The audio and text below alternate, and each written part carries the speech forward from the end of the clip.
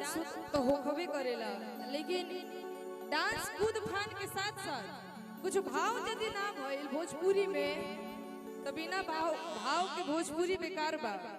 आ लोग कहेला कि भोजपुरी में अश्लीलता ज्यादा घुस गइल बा। के कहता कि भोजपुरी हमार अश्लील बा? हमार भोजपुरी जितना मधुर बा उतना हमरा दुनिया में कोनो भाषा ना लगे। हम अपन भोजपुरी पे नाच करेनी। आई कहीं नहीं के लिखल कि केहू अश्लील गाइए के हिट होखी। अरे सलीलता से भी भाव दिखा दे तो अपने आप में बाटे का कहे के बा कौना भाव में।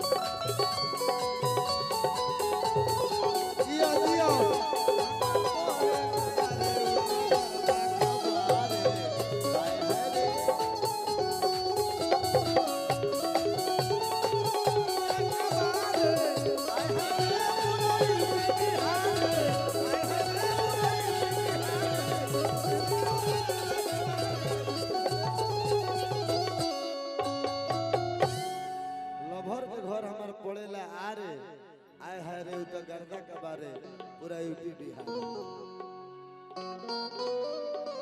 बहुत सुंदर एगो गीत याद आवता हमके भाई हो शिवानी। तू इतना सुंदर लागत रू कि तहरा के देखते हुए हमरा उ लाइन याद आवता। बड़ा सुंदर गीतकार संगीत कुमार सोनू जी के लिखत गीत कौना भाव में बा।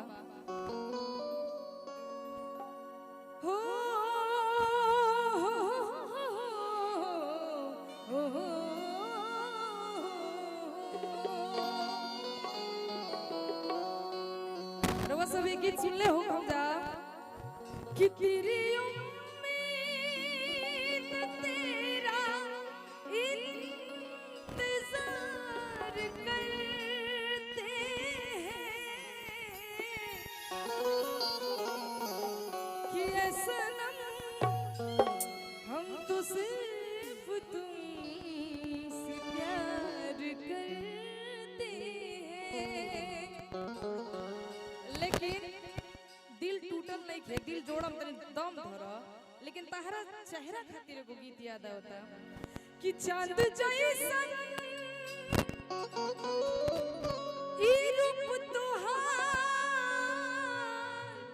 बनैले हो कि चांद जैसन रूप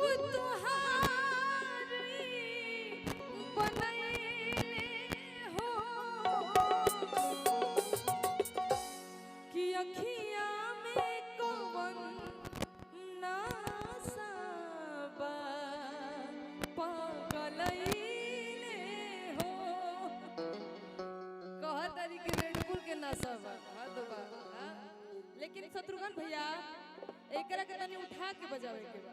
कैसे कि चांद जैसन ई रूप तोहार बनैले हो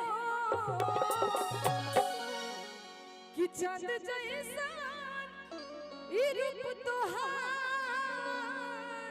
बनैले हो अखिया में कौन नशा पगलैले हो अखिया में कौन नशा पगलैले हो चांद जैसन रूप तोहार बनैले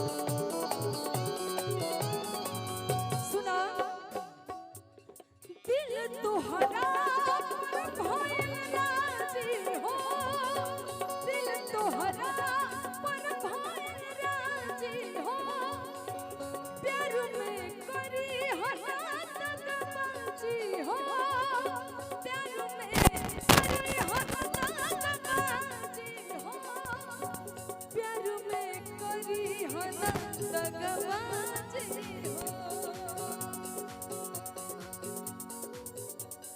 कौन पतरा से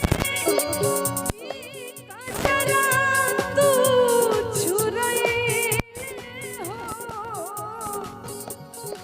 कौन पतरा से कजरा अब छुरई हो अखियां में कौन नशा बप्पा गलई हो अखियां में कौन नशा बप्पा गलई हो बाबा ओहो